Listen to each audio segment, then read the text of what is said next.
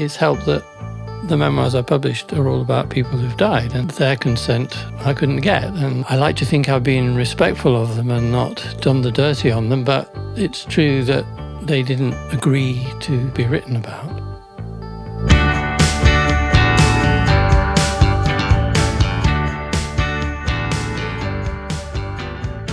Hello and welcome to Collected, the podcast about writing from the Royal Literary Fund. I'm Julia Copus, a poet and a Royal Literary Fund Fellow.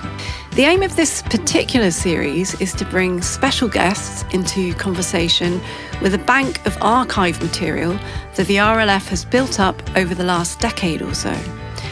So, as always, my guest and I will be listening in on other writers as they reflect on their experiences and creative processes.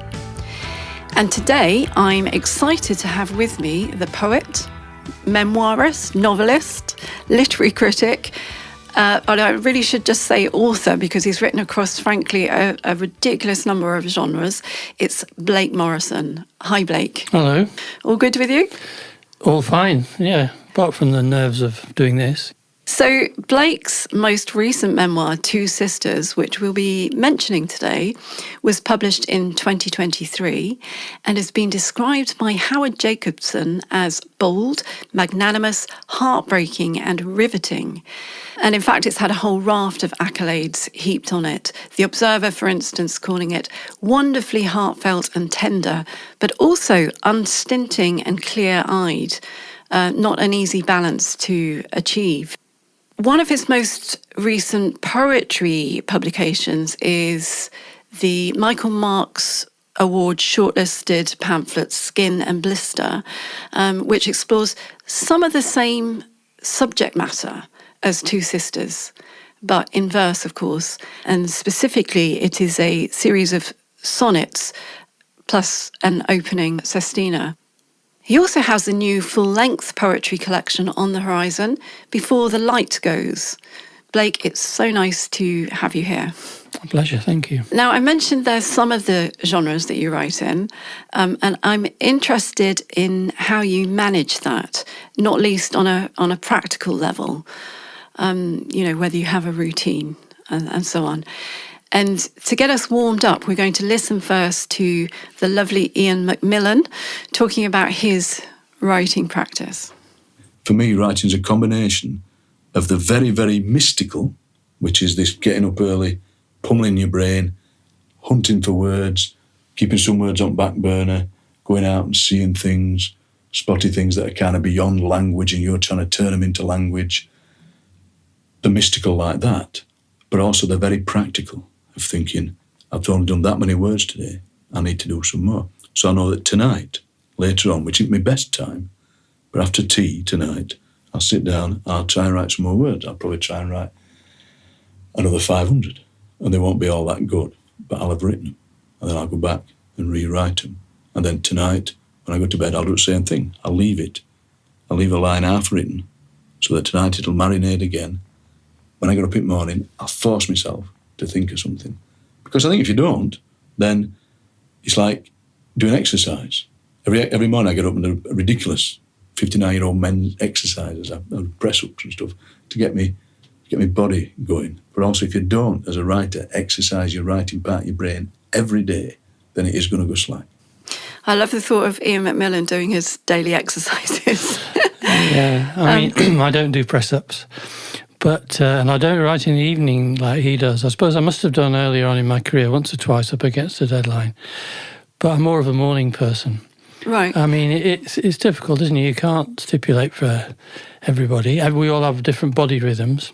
Certainly when I, had other jobs, and the writing had to be done in between or on days off, I would just make a point of getting myself to the desk.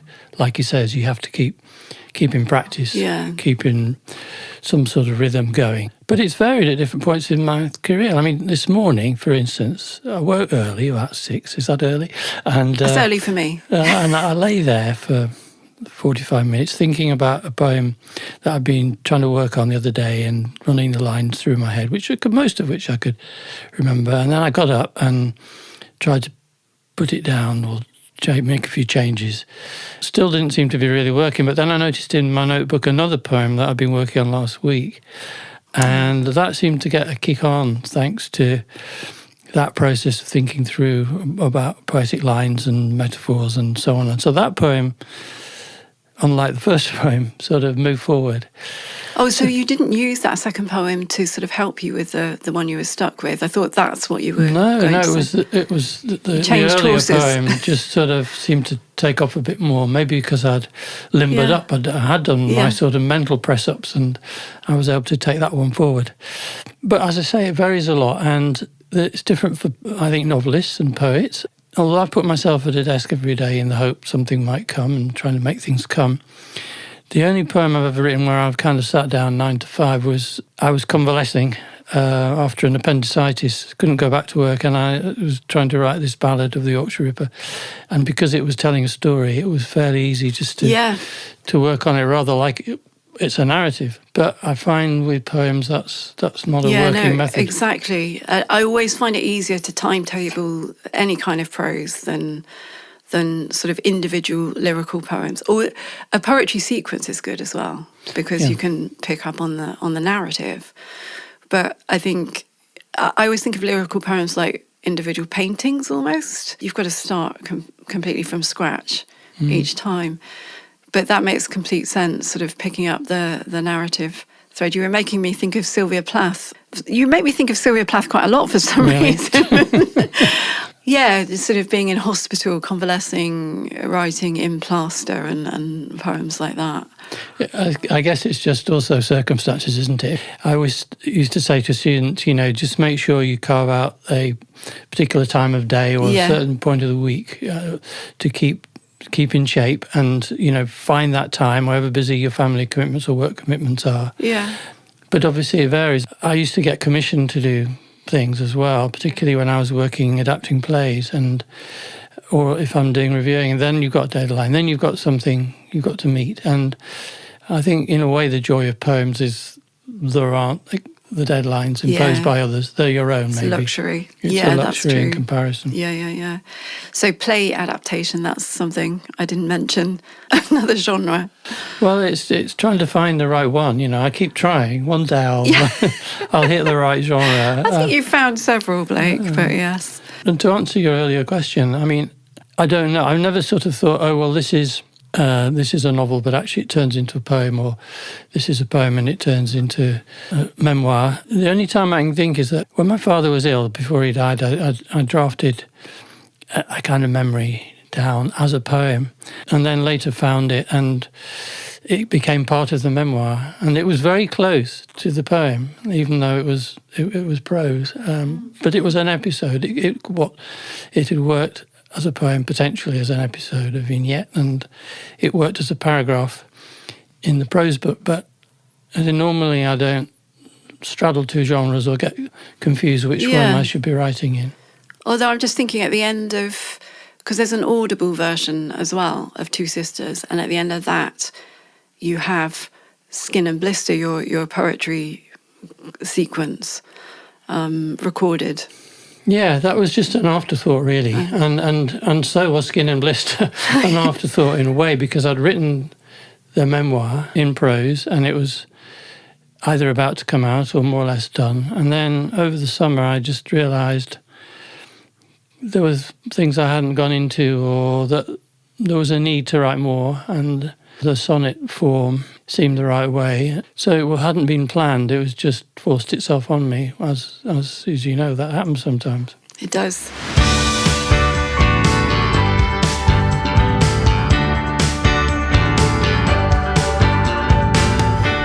So we've identified in the introduction a few of the genres that you've written in: memoir, poetry, fiction, novels, literary criticism and so on.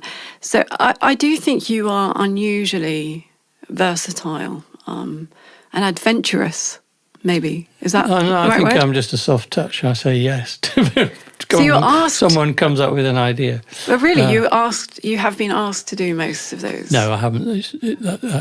I'm underselling myself maybe, but I don't know. I think, for instance, I began as a poet, and I think the transition from poet to memoirist is not huge, because as a poet, as a lyric poet, you're used to the I voice, the first person. Yeah. And that fairly easily translates into the narrative voice in a memoir. And okay, perhaps in a memoir you also dramatise yourself a little. Yeah. But then many poets do that too. I think of Larkin and Browning and lots of poets who do that. So, I mean, that transition was relatively easy. And then, having written a prose memoir, I kind of got interested in the narrative voice, and the first novel I did was in the first person. Yeah. And none of it's planned, and I don't think of myself as very versatile, but one thing leads to another. Okay. That sounds modest to me, but anyway, on the subject of genre fluidity, I think we should bring in another voice now. So this is John Greening, who has this to say on the subject of genre. A poet is rather like a traffic roundabout, with its flowers, place names, an abstract sculpture perhaps, a few obscure symbols, a focal point where all kinds of genres converge. Here comes a heavy editing job. Here's a small load of reviews. Those nippy two-wheelers are headed for the Twittersphere. This colourful, open-sided vehicle is carrying a whole evening of live drama. And everywhere there are ideas for novels weaving in and out, bright and assertive or quaint and dilapidated. I've always written poetry. There were undistinguished short stories too, and a single dreadful novel. In my teens, I was keen on film scripts, but then I became utterly preoccupied with verse drama, looking to long-forgotten plays by Stephen Phillips, Christopher Fry, Ronald Duncan, building folly after folly. I went on doing this well into my 30s, and they did improve. Several I produced with students, and one about the Lindbergh kidnap was even put on in Asheville, North Carolina. But it was clear that Tony Harrison, Carol Ann Duffy and Glenn Maxwell are much better at this kind of thing, and the urge to occupy the stage gradually receded, leaving just poetry and the plain sense of things, as Wallace Stevens put it. So John Greening there, talking about his experiences of genre and writing in different genres. But I wanted to pick up on something that you said right at the start about the poet being a focal point where all kinds of genres converged, because I think that might be a fair way to describe you. You are a focal point where all kinds of genres converge. Can you just talk a little bit about why you write in different genres, other than being commissioned, where the sort of impulse to do that comes from? Well, I should say first of all that I was intrigued by and enjoyed his description of what a poem is at the beginning, because it was so full of. There was so much in it. Whereas for me, if I use the traffic image, it's, the poetry is a speed bump. It's there to make you slow down. That one of the things that it invites the reader to do is to think about the language, to hear the sound of the language in a way that perhaps prose writers don't. That's maybe unfair on some novelists. I think, if I'm reading, a novel by Graham Swift, I'm very conscious how scrupulous he is about language and how he will pluck a word out and pause and make you reflect on that word or phrase. But I think that's mostly something we associate with poets. Yeah. Why different genres? I think poetry for me has mostly been a lyric first-person exercise, and I realised that there was other kinds of stories I wanted to tell, to get inside other people's heads, and that pushed me from memoir into fiction. Yeah. Either inhabiting a voice and taking on a first-person shape, or internal but third-person narration.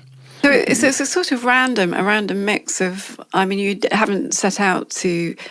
You haven't thought, right now I'm going to write in a different genre. It's just sort of happened. It's just sort of happened, and in a way I wish I could just settle on the one thing. How wonderful to focus entirely on your poetry if you can manage to make a living. Well, except I think there are advantages for the reader. So in the two books that I picked out in the introduction, Two Sisters and Skin and Blister, you draw on some of the same raw material. Your sister Gillian and her battle with alcoholism. I mean, that's one of the main focuses. And reading both books close together reminded me of my own experience many years ago of reading Sylvia Plath's The Bell Jar, and then reading her poems, and actually reading biography of her in between as well. And there's something extra for me that I got from the poems. But, you know, there were lots of images in the poems that echoed scenes from the novel. And so I had a similar experience reading your two books. So if a book that is about somebody is a kind of search, if you like, for meaning, which genre do you think is better at finding answers?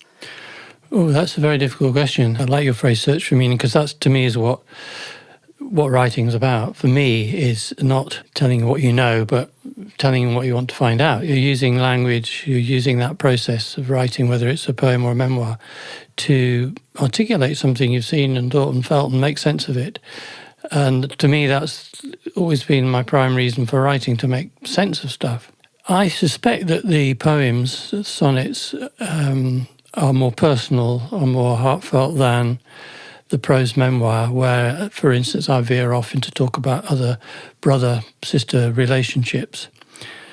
But it's an odd thing because I think my first two collections of poems were quite restrained, not very self-revealing. Yeah. The first one was called Dark Glasses, and, you know, it was me hiding a bit, or certainly not disclosing stuff, which I only did when I wrote the memoir of my father, which was far more heartfelt and seemed to release something that hadn't been released in poetry.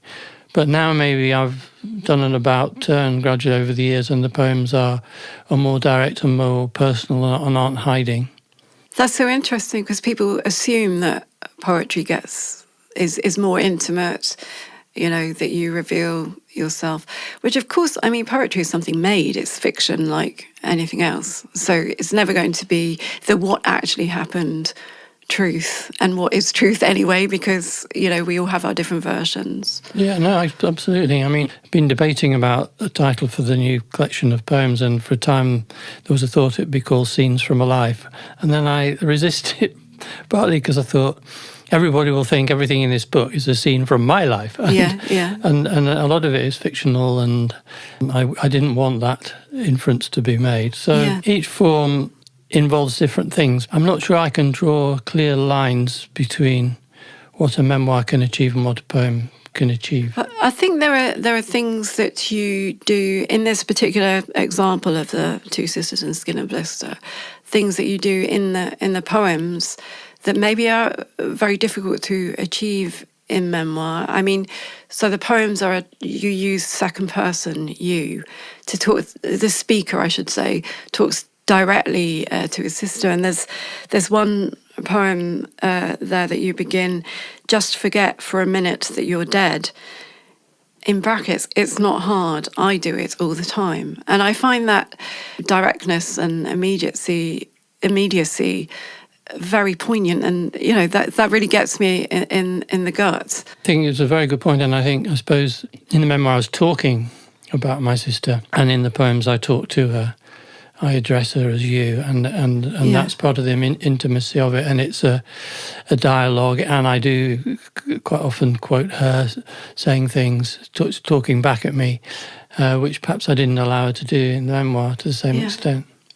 Yeah, I also find, because the majority of the book is sort of sonnet forms, I always think of that form as sort of containing emotion, for instance, and that sort of makes it all the more moving for me when you show signs of being unable to contain the emotion, because there's a little box where everything's supposed to go neatly, and it can't always contain everything. No, I mean, I think I have become, well, maybe soppier as I've got older. I've become more direct, more candid in the poems. I think that's true.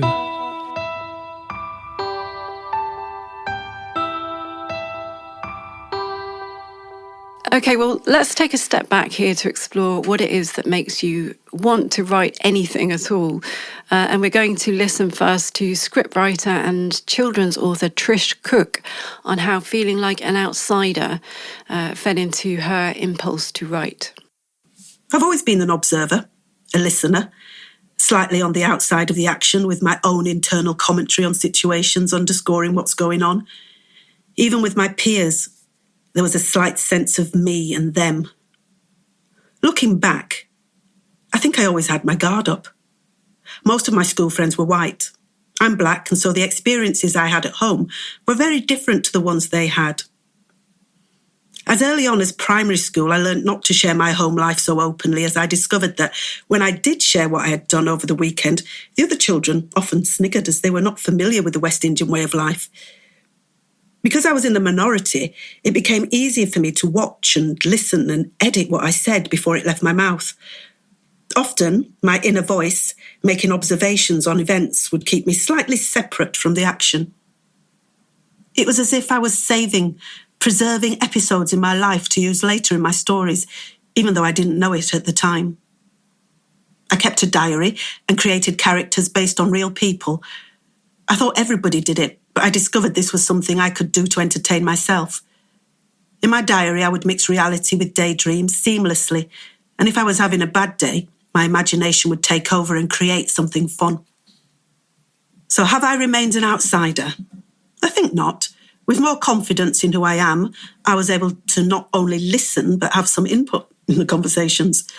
I must admit, though, that family and friends have become conscious of the fact that I might be watching and listening, and so often they call me out when I appear to be observing them too closely, in case they end up as a character in one of my books or plays.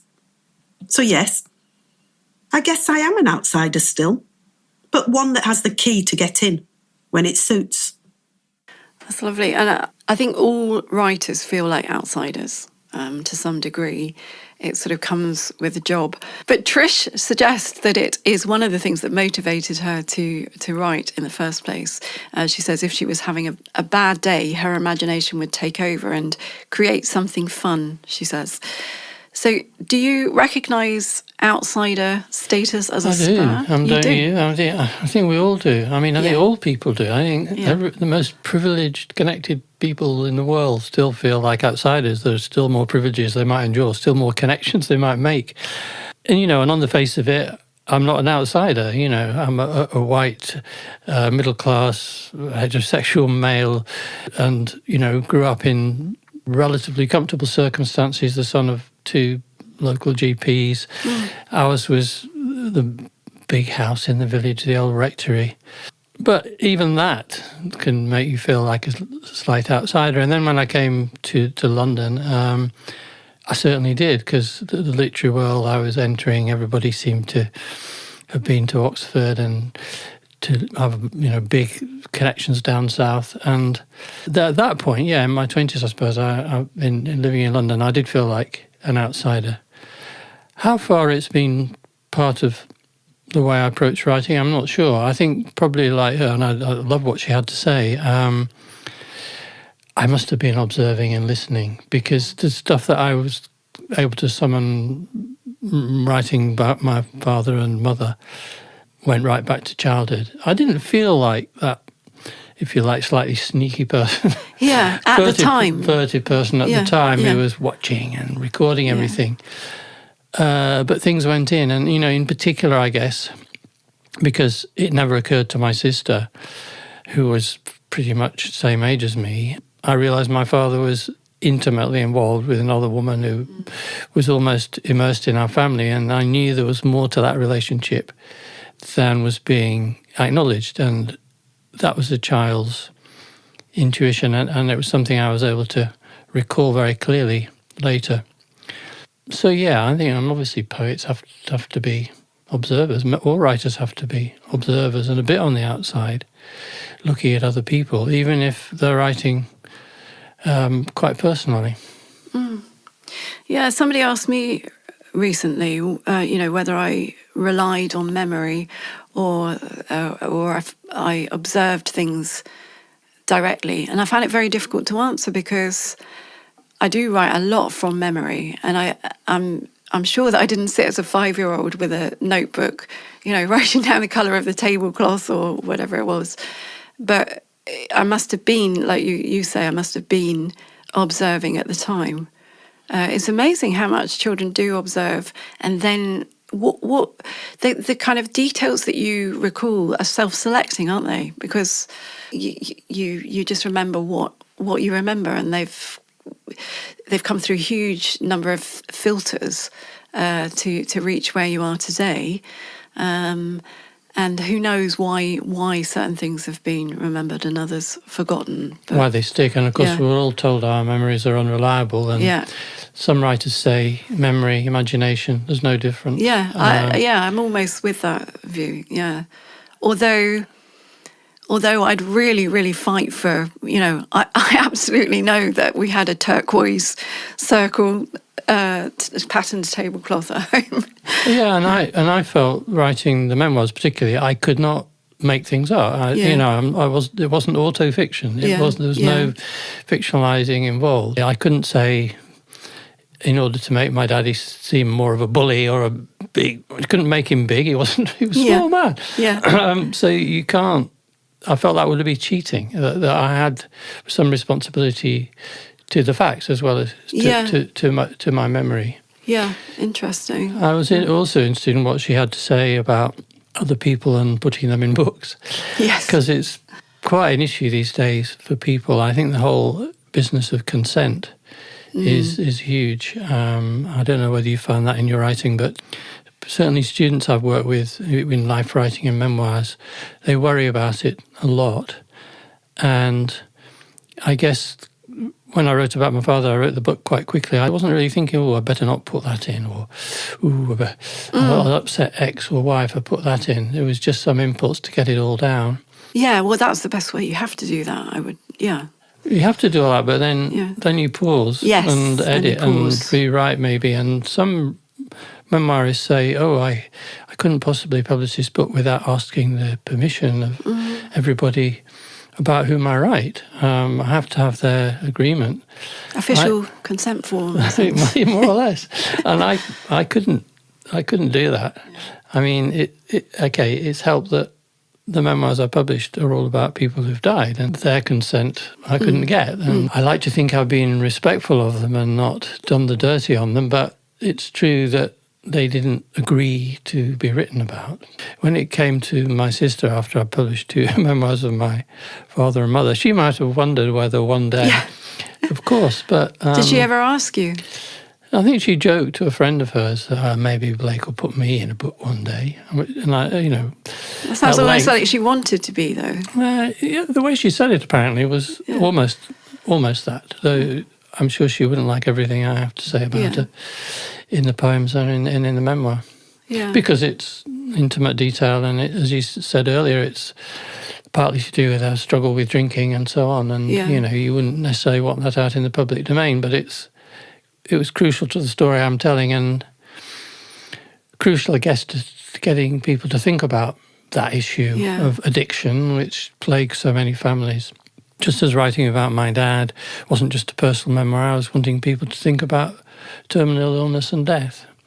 And writing about my mother, to think about what it was like to come from Ireland to England at a certain point in the culture where there was a lot of hostility towards Ireland. So I think these personal books always have a larger ambition. Yeah. There's so much extra I want to ask you, so we'll have to do another podcast sometimes. I mean, I think your mother was the youngest of 19. 20, yeah. She was the 19th of 20, 19th although seven of them died in infancy and childbirth, but Yeah. I think sometimes as writers we can be over-anxious. So with my last poetry collection, I said, there was some writing in it about my stepfather that was maybe less than flattering. And I was very, very anxious about that, and sort of warned my mum about it. And I think as a result, she said, "Do you mind if I don't read it, darling?" And I said, "No, of course not." But I think actually, if she did, it's not. She would be fine with it. But I think the important thing is to write it without that self-censor. No, I agree. I think it's crucially important when you're doing a draft not to have somebody peering over your shoulder and for you to be worrying. You've got to free yourself from that. Yeah. And I've sometimes said to people, if they're writing intimately about somebody fairly close to them, change their name and see if that helps you to get it all out more easily. But you would have found writing about Charlotte Mew that, for instance, you would have felt responsible about being factual. You wouldn't have. You could speculate, but you couldn't invent completely. Yeah, and you would, and there would be people still alive now who, whose feelings or whose views you would be respectful of. Very much so. Yeah. Although I don't think that's always the case with biography. I think biographers do sometimes feel licensed to to fill in the gaps with fiction. But yeah, no, I very much felt that. I probably did too much research, but yeah. I mean, biographers tend to cover themselves with, it could be that. It's possible that at this point he or she... Well, Hilary Mantel used to say, didn't she, that, with sort of Wolf Hall and that series, that it had to have been, possible, whatever she was writing. There was nothing that suggested it couldn't have happened, but she was quite a stickler, I think, for fact.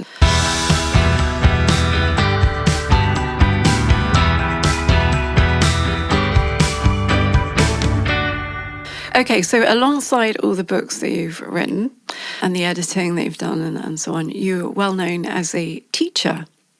I think we should bring in another voice at this point. We're going to listen now to Lucy Caldwell, who I think might have been a student of yours at some point. And she's being interviewed by our very own producer extraordinaire, Anne Morgan. And they're talking about a playwriting workshop they both attended as students. Was at the workshop with Chris Hannon. I think that's right, it was, yeah. Do you know, that's one of the most valuable things in all of my writing life were those workshops with Chris Hannon. Yeah. He was the Judith E. Wilson Fellow. Yes. And so he came in, he was a playwright, and he came to the university to take workshops with anyone who was interested in playwriting. And what was so valuable about them was that he would take the workshop. I remember he introduced me to Chekhov. He did a scene from Three Sisters, which is still one of my favourite plays, which I've now adapted myself. Yeah. But he introduced us to Chekhov. And I'd read Chekhov before that and just not got Chekhov. And he did a workshop and Chekhov suddenly clicked for me. So he did these amazing things. But then what he would do is he would offer to read your work in progress. And so at that stage, you feel so silly giving a proper writer your scrappy pages. But he would take a scene and he would meet you in the Cafe Nero, and then smoking was still allowed indoors. And this dates us as well. Okay. And he used to smoke little licorice roll-ups, and he would smoke them intensely, and he would talk about your work so seriously that you had no alternative than to take it seriously yourself. Mm-hmm.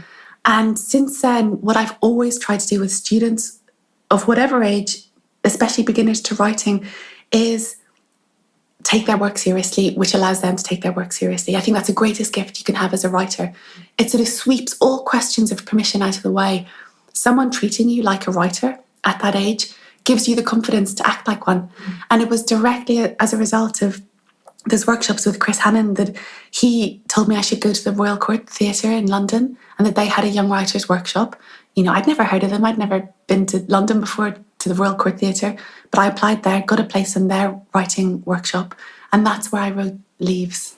I really hope that Chris Hannon has heard that, because those are quite strong words from Lucy there. That she says the work that Chris did with her as a student was one of the most valuable things in her writing life. I like the idea that it's one of them, because I think at the same time as she was doing the Royal Court workshop, she came to Goldsmiths to do the MA in creative writing. Oh, so you were the other thing. So I did. You were the most valuable. Well, no, but I mean, she would work with one or two people there, but I mean, she is, talk about people who are diverse in their genres. I think she's as talented as a novelist and short story writer as a playwright, Lucy.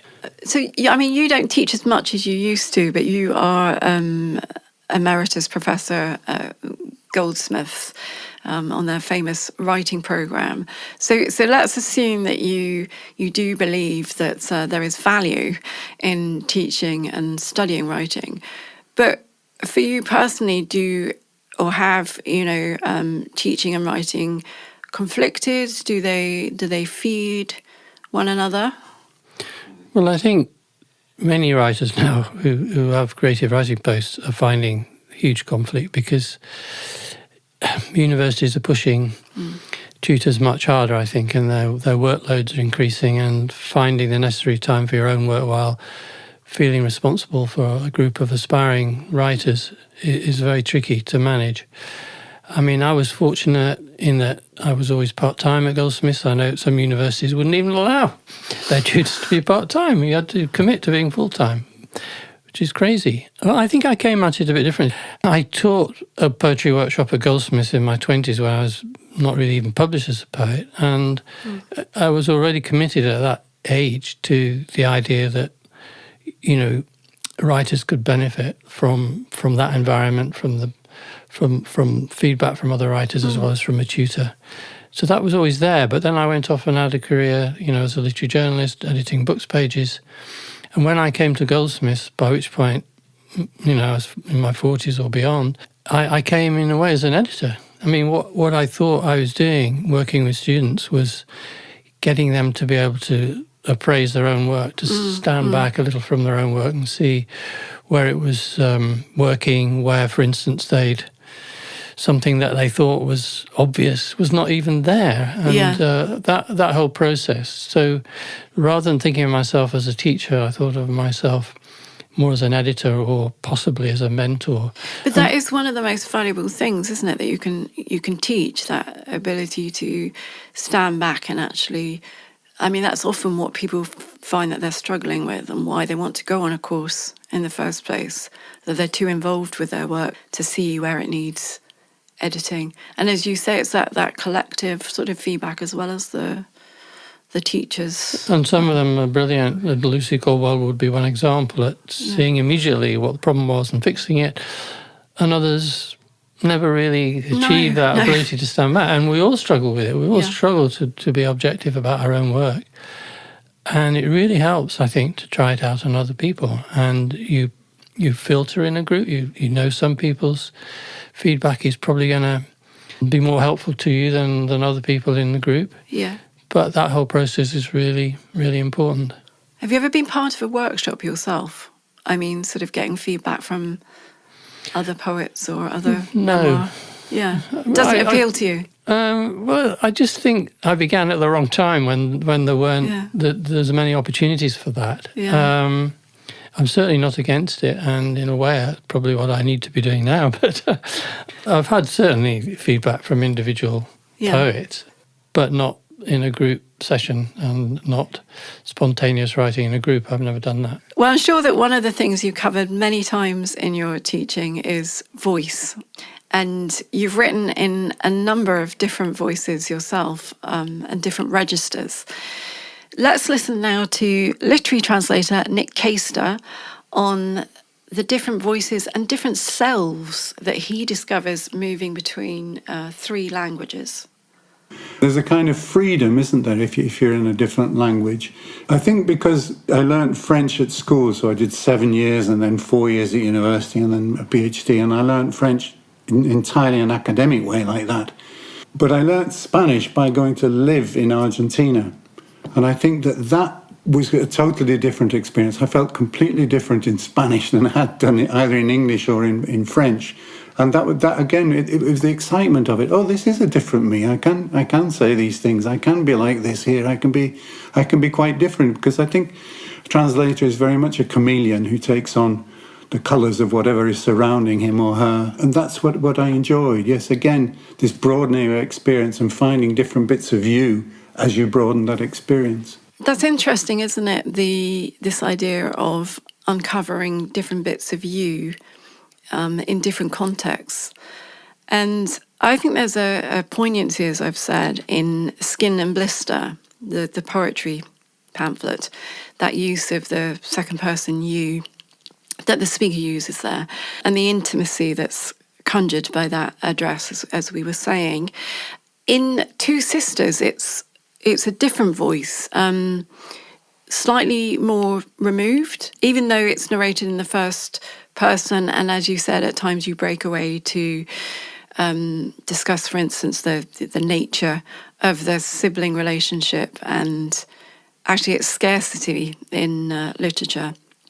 But the voice in that book does get very intimate and confiding in places as well. So, I, as a reader, really ended up empathizing with the narrator's sense of guilt, for instance. So there's several things going on, and I just wondered if you could talk a little bit about voice in general in your work.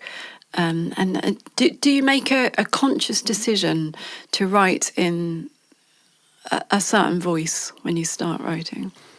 No, I don't think so. Very little I do is conscious. It's more intuitive.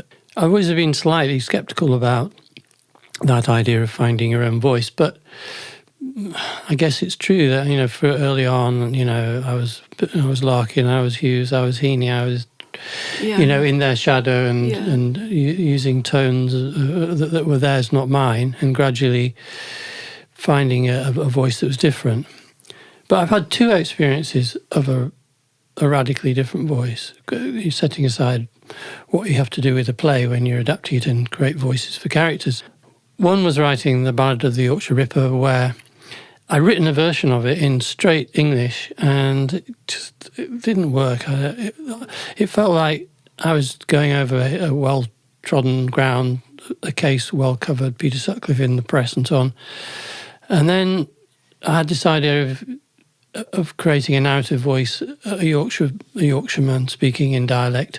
And I had lots of dialect from childhood, but I also got this big old dialect dictionary and used it. And the poem, I think, came alive the minute there was somebody else narrating it, not me, somebody else's voice. Yeah.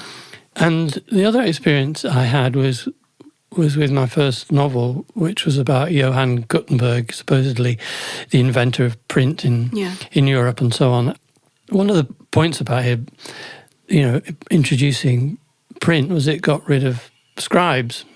Books didn't have to be written by people. And I just got the idea that he had to dictate his memoirs to a scribe after his printing business had been taken over by somebody else. And I was the scribe, I was listening to him tell his story. It's a great idea. And then again, that voice took over, just as the voice in the Ripper poem had taken over. And those are the great moments. Does it feel like you when that happens? No, it feels this marvellous thing has happened. You've been inhabited. You've been inhabited, and you're outside yourself. You've been taken away from yourself, and somebody else is doing the writing for you almost, and it can move quite quickly. Yeah. And it doesn't happen very often, but it's great when it does. Yeah, I've had that experience, and I love it. It feels easier to write, actually, as somebody else. It's magical, and I always say to students who've kind of got on the roll in some way, just keep going, because it won't last, it won't be there forever. Just use it while you can. Yeah, absolutely. And I'm wondering as well if the confessional school of poetry, sort of Lowell, Plath and so on, whether that hovers in the background of your work in terms of sort of literary parentage. And I was thinking of Plath again, addressing her daddy, for instance. In your work, you're sort of talking directly to Gillian or Jill.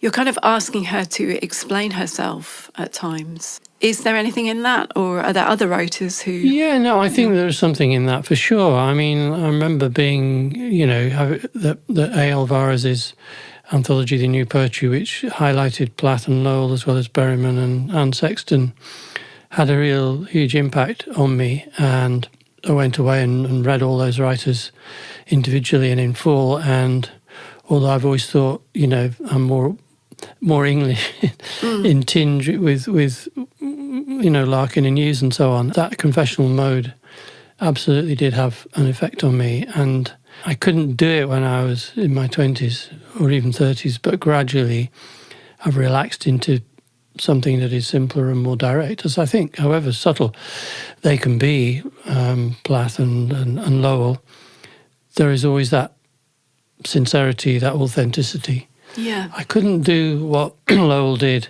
when he used his wife's letters to turn into a sonnet sequence. Very sneaky. That was very sneaky and beyond the pale. And, I think Elizabeth Bishop told Lowell off and said, Yes. life's more important really than art in when it comes to these things. But yeah, their example was important. Absolutely. Yeah, to many of us, I think. Yeah. Well, Blake, it has been brilliant to hear your speaking voice today. Thank you so much for talking to me. It's been a real pleasure. No, a pleasure for me too. Thank you so much.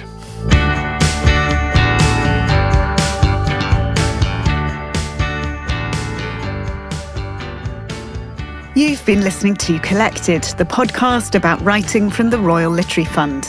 If you'd like to share any comments or questions, please use the hashtag RLFCollected on our social media channels. The music was composed by Andy Glenn. There was research by Nicola Baldwin and post-production by James Robertson. Our producer was Anne Morgan.